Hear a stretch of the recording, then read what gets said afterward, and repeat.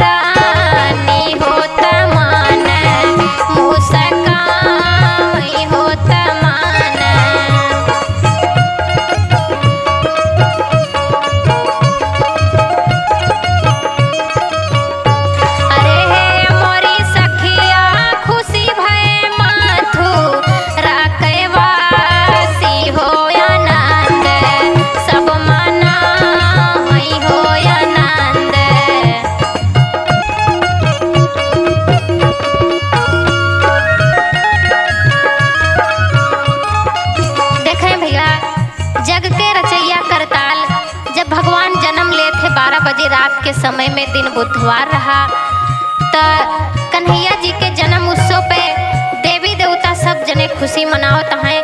और मथुरा में जे जे कन्हैया जी के भक्त रहा, जे जे वसुदेव जी के राज्य के कन्हैया जी के भक्त रहा, वो तो भैया सही से खुशी मनाए पावत बा। लेकिन मनई में अंदर खुशी मनावत बा कि आज हमरे तारणहार के जन्म भबा। आज से ही मथुरा नगरी अगर तारणहार चाह ली है तो तारी दी हैं। तो यही से भैया मन में खुशी मनाता है, लेकिन मन के अंदर दुखो बा। तो देखें देव की रानी अपने लालन के दुलारत कैसे हैं। अरे सांवर सांवर मोर कन्हैया हो नयन, सुख बरसई हो नयन, सुख बरसई हो।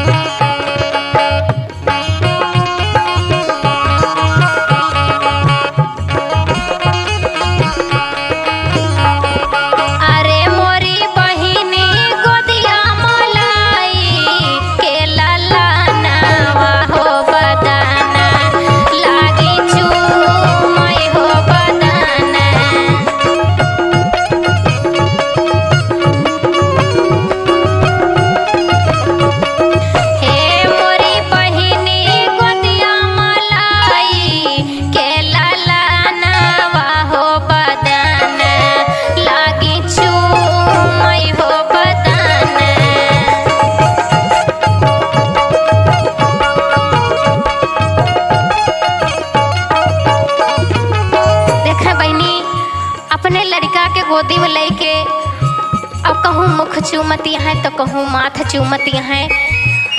इतना उम्मीद के साथ कि भैया उनके 6 लड़का उनके गोदी में ना रहे। 6 लड़का के कंस मारी डाले रहे और 7वें के तो पता ही ना रहे। लेकिन 8वां जौन बा अब मौके पर उनके गोद में बात वह सोचती हैं हम अपने लाल का कैसे बचाई, कौन उपाय करी। हमार लाल इतना सुंदर सौ सोने का लड़का हमार हम कैसे बचाई। आँख से आंसू गिरत बा माता जी के, लेकिन अब करत का वह देखा। अरे खुशी भई देवकी महारानी हो नयन, भरे पानी हो नयन, खुशी भई देवकी महारानी हो नयन, भरे पानी हो नयन, भरे पानी हो। हरे मोरी बहिनी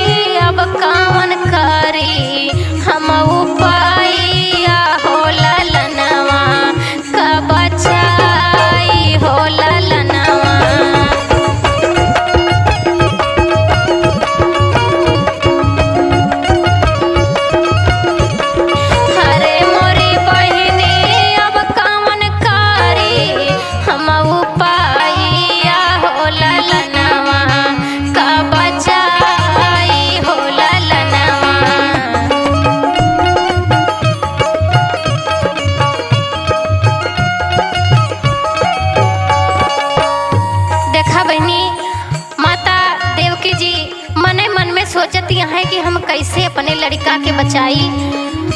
तो देखे वासुदेव जी बगले में रहे, उनसे कहत कावा है कि सुना स्वामी जी, अब तू ही कोनो उपाय करा। और बेचारे उन्हों मजबूर रहे, हाथे में हथकड़ी पाँव में बेड़ी, अब मुँहे पे छाई कारी अंधियारी काव करे बेचारू।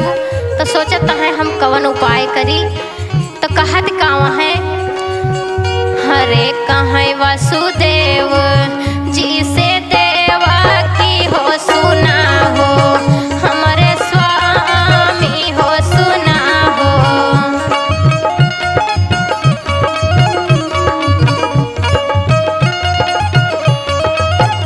अरे कहे वासुदेव जी से देवा की हो सुना हो, हमारे स्वामी हो सुना हो।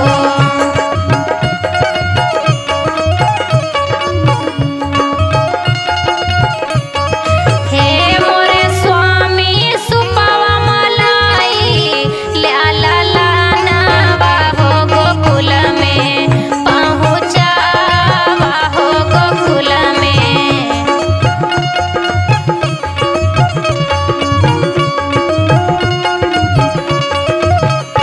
हे मोरे स्वामी सुपावा में लाई, के लाला नावा हो गोकुल में, पहुँचावा हो गोकुल में।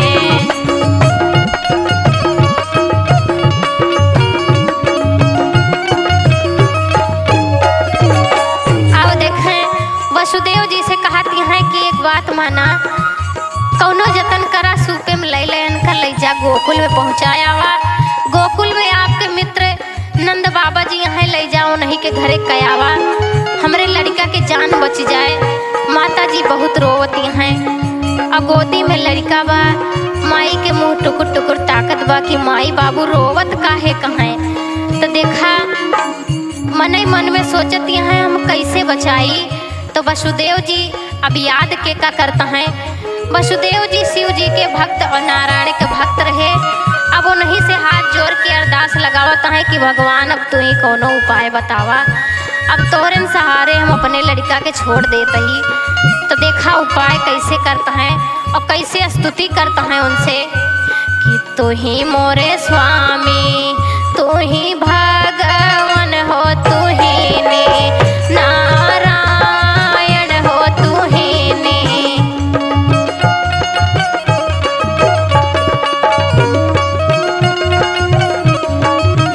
हे तू ही मोरे स्वामी, तू ही भगवान हो, तू ही ने नारायण हो, तू ही ने नारायण हो।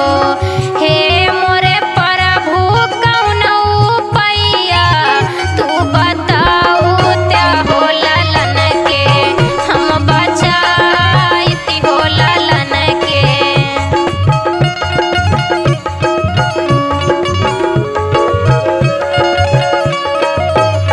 अरे हे मोरे भगवान कौन उपाया, तू बताऊ त्या हो ललन के, हम बचाईती हो ललन के।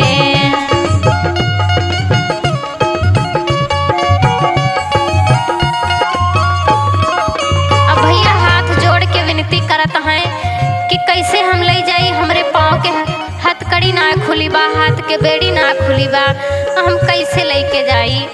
तो माता जी से कहत काव है कि सुना चला हम तू विनती करते ही, देखा का जाने कि भगवान सुन ले। तो विनती करत है वो हरि से भगवान सुनत रहे, कहे कि अब इनके विपत्ति टारे का मौका मिलेगा। अब भगवान तो वही गोदिन में बैठा है, लेकिन ना जान पावती हैं कि भगवान हमरे गोदिन में बैठा है। अब भगवान धीरे से मुस्कियाए दे हैं। तो देखा होत का बा,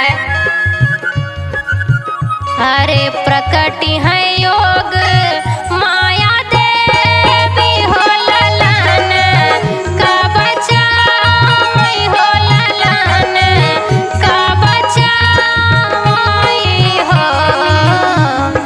प्रकटी है योग माया देवी हो ललनवा, के बचाई हो।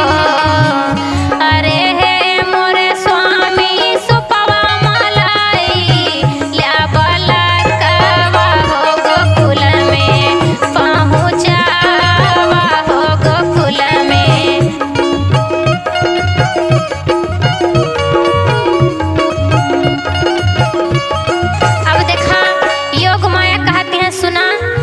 वसुदेव जी सूपे में लैला लड़का और ले जा पहुँचाया वा। कहिन माई हम हाथ जोड़ी हम जाई कैसे, हमार न हथकड़ी खुली बा न बेड़ी टूट बा, हम कैसे जाई। तो कहीं अच्छा सुना हम उपाय करत ही।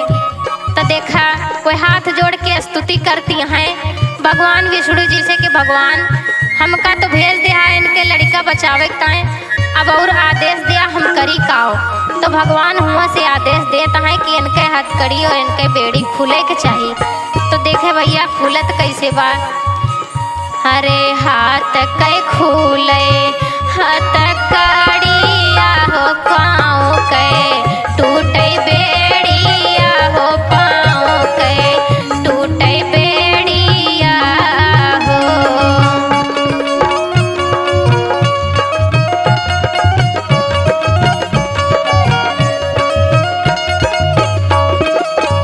अरे हाथ कै खुले हथकड़िया हो पाँव के टूटे बेड़िया हो पाँव के टूटे बेड़िया। ए मोरी बहिनी खुल गयल जेली या के ताला हो पहरे दार सोमई हो पहरे दार सोमई हो। हे मोरी बहिनी जेल के खुली गईले ताला हो पहरे दार सोमई हो पहरे।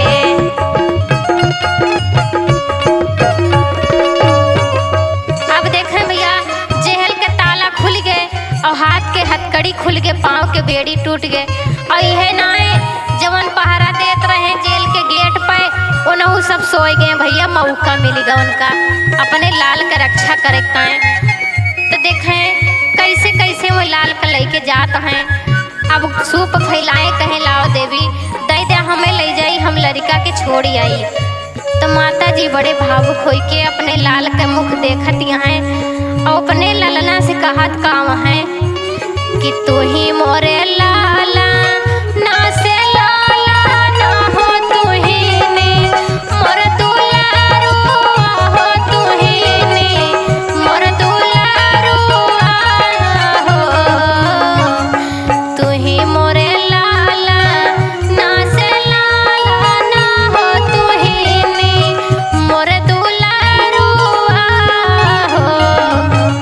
अरे हे मोरे ललना ए तनी गलती या हमारी हम दूध ना पियायो हम दूध ना पियाया हो।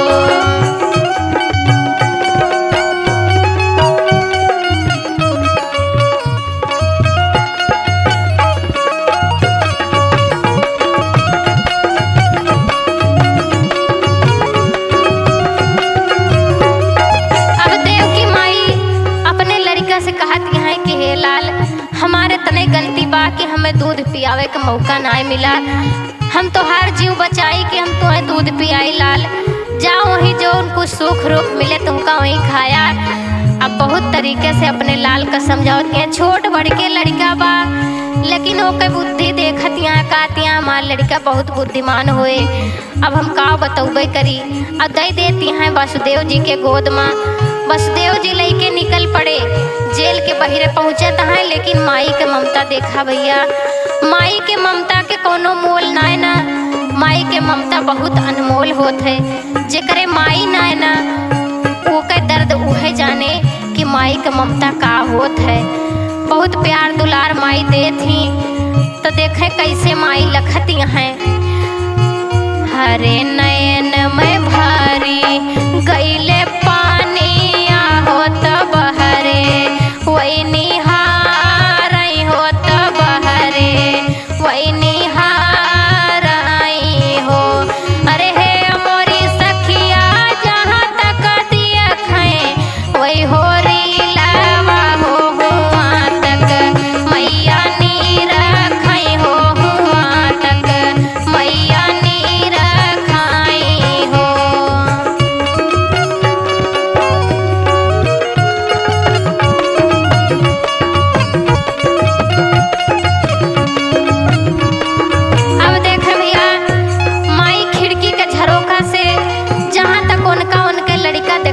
गौवा तक देखी और देखत यहाँ रोत यहाँ कि आज हमार लड़का तुरंत के पैदा भये हमार लालन, और तुरंत हम भेज देहन अपने लड़का के। बहुत दूर चला जाता है, न जाने कब भेंट हुए।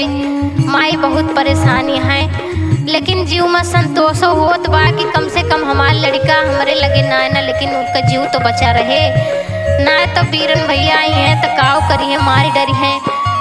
तो एक थे दासी रही, वही से कहती हैं, तो काव कहती हैं, तू ही मोरी दासी से दासी हो, तू ही नी मोरी गोइया हो, तू ही नी।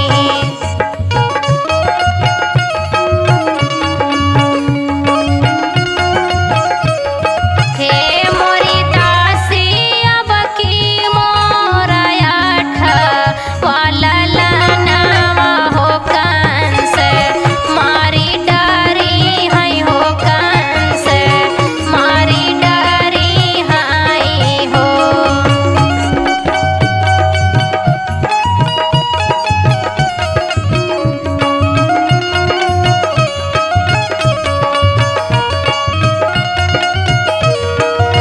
कहीं सुना बहनी, हम अपने लड़का का काहे न भेज दी। अब की हमारी है अठवा लड़का, ये है एक थी उम्मीद बा। अगर का जाने रास्ता में अगर हमार भैया मिल जाई हैं तो हमारे लड़का के मारी डरी हैं।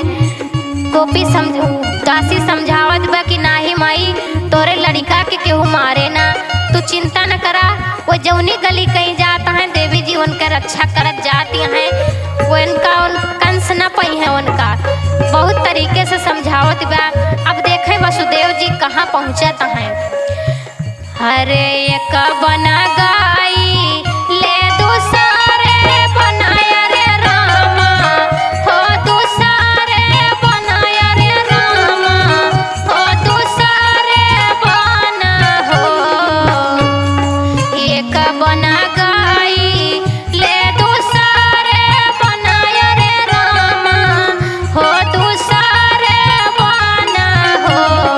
अरे मोरी बहिनी तीसरे माँ जमुना जी के घाट होला हरिया, मारे आवई होला हरिया।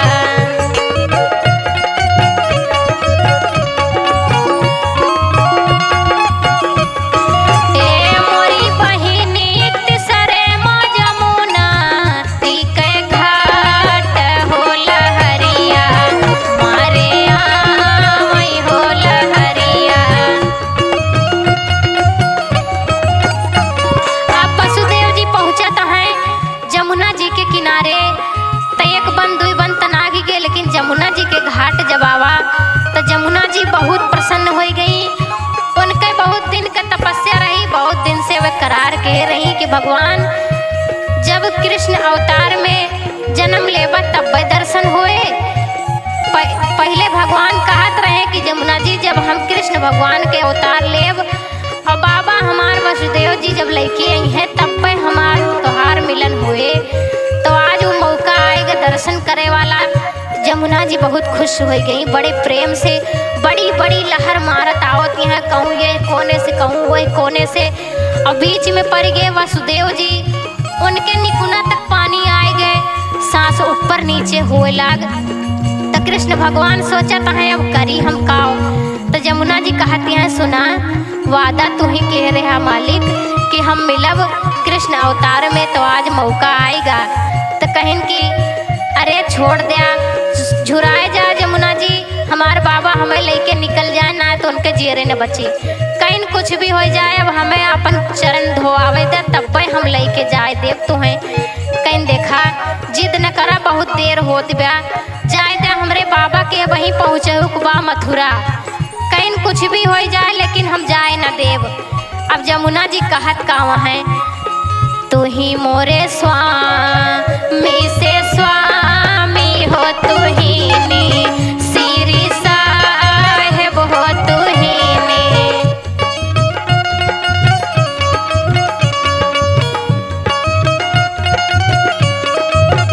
अरे तू ही मोरे स्वामी से स्वामी हो, तू ही नी श्री साहेब हो, तू ही नी।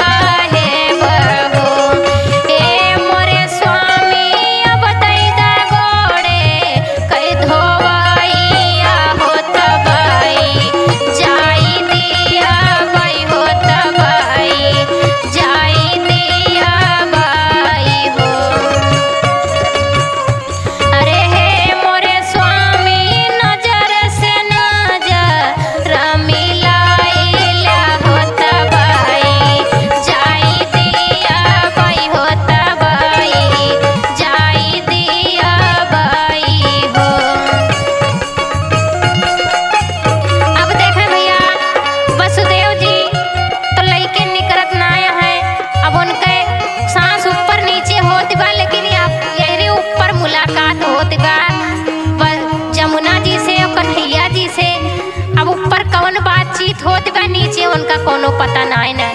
कहीं भगवान हम जाए न देव चाहे कुछ भी हो जाए, जवन करार के रहा पहले ओका पूरा कर दे तब जाए देव। तो देखा भगवान बाल रूप माँ है, लेकिन वही समय पर उनका बाल रूप दिखाई पड़ता है, लेकिन उनका अपन असली रूप ना दिखाई पड़ता है। अब वह बाल लीला करता है और वह तो असली रूप का दर्शन करती हैं। तो कहता है देखा जाए दिया, अब तो हम यही जमुना जी में 10 चक्कर 10 फेरा लगाओ, यही गाय चराओ, यही बंसी बजाओ, काहे बदे परेशान यहाँ कहीं नाही हम जाए न देव। आज पहली बार मौका मिला बा तो कहीं देखा जिद न करा। कहीं जब पुरान हो जावा तो वैसो पुरान मने ज्यादा पूछा ना जाते, नवा बहुत पूछा जाते। अब बाल रूप माँ यहाँ नवा नवा इतना कोमल कोमल चरण बा, बिना धोए हम जाए न देव। कहीं अच्छा जब त्योहार जिद व्यात लिया पूरा कैलिया, जैसे मेहरारू कागे भैया सबई हार जात हो तो देवी जी रही, देवी जी कागे भगवान हार गए। कहीं अब हम बिना गोड़ धोए जाए न देव, कहीं अच्छा ठीक है। तो देखा भगवान करत काम है, भगवान प्रेम का भूखा होते और उनके प्रेम के देख के भगवान अपन गोड़ लटकावत हैं और मन में मुस्कियाता है। देखा कैसे, अरे बालक रूप भगवान हो तो प्रेम वाकई भूखा, अरे प्रेम वाकई भूखा हो। अरे बालक रूप भगवान हो तो प्रेम वाकई भूखा हो। अरे हे मोरे हरि जी दाहिना चरण लटकावई होत गोड़ वाधोआवई, अरे गोड़। हे मोरे स्वामी दाहिना चरण लटकावई होत गोड़ वाधोआवई, अरे गोड़।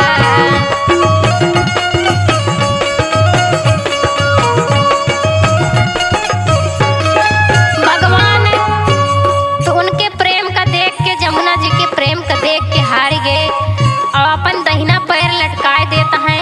जब वो गोड़ धोए के तृप्त हो गई, जब जलपान कैली ही तब वही लागे देखा झुरात कैसे हैं भैया।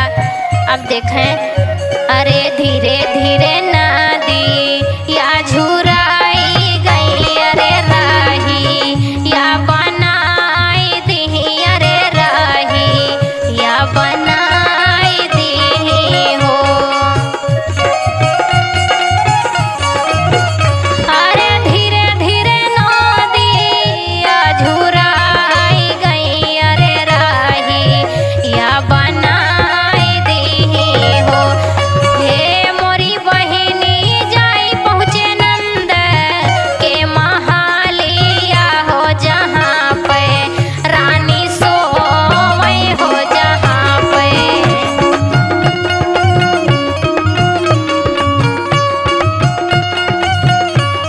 हे मोरी बहिनी जाई पहुँचे नंद के महालिया हो, जहाँ पे रानी सोवई हो, जहाँ पे।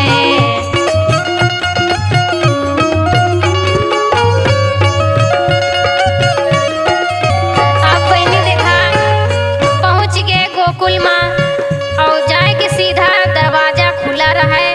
दासी का कोनो पता न रहा, वह पता ना कहाँ गए रहे।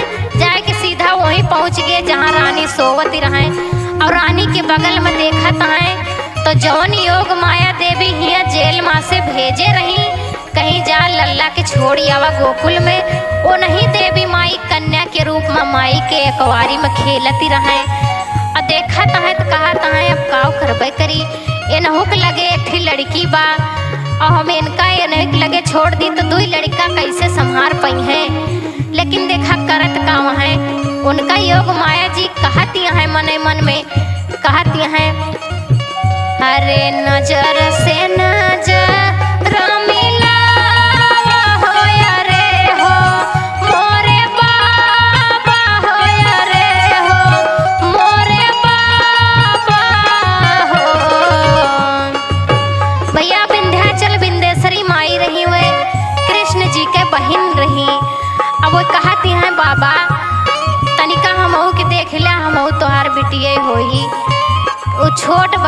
लड़की बाबा वसुदेव से कहत बा कि नजर से नजर मिलावा होया रे हो मोरे बाबा होया रे हो मोरे बाबा हो। अरे हे मोरे बाबा हमें तू गोदी में उठावा हो बीरनवा काले टावा हो बीरनवा पाहुड़ावा हो। ए मोरे बाबा हमहु का गोदिया उठावा हो बीरनवा पाहुड़ावा हो बीरनवा।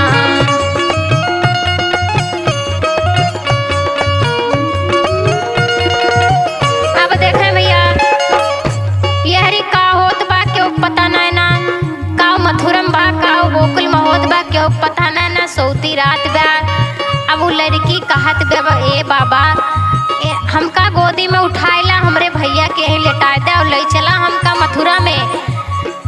अगर मामा जान जाई है कि भाई ने भाई बा हमरे तो हमका न मरी है। अगर जान जाई है कि हमार भाई ने भरा है तब तो भैया गड़बड़ हो जाए। बाबा हम इनका ले चला हमरे भैया के यहीं लेटाए दे। देखा बहुत भावुक होई के वो लड़की रोवत बा लेकिन ओकरे मन के बात वसुदेव जी के समझ में आई गए। तो देखा करत का है अरे योग माया जादू तब चला मैं होता खेला वा देखा मैं अरे खेला।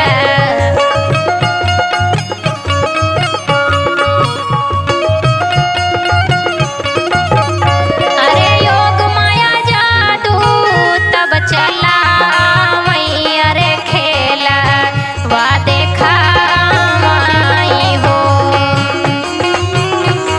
ए मोरी बहिनी छिनहि माँ बादा लइकरी नावा होत केहू नाही जानई अरे केहू।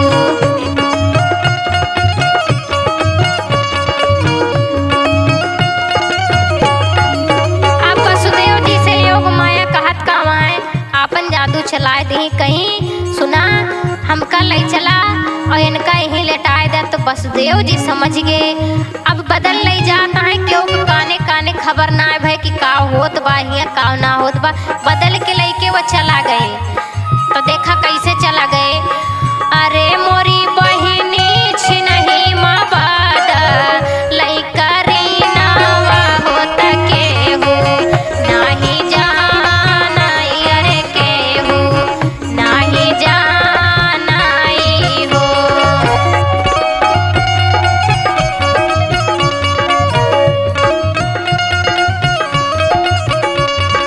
अब सब सोए के उठिन भिनसार होएगा और हुआ कंस खिया काव काव भैया हुआ तक देवी जी पहुंची कंस के खबर भय।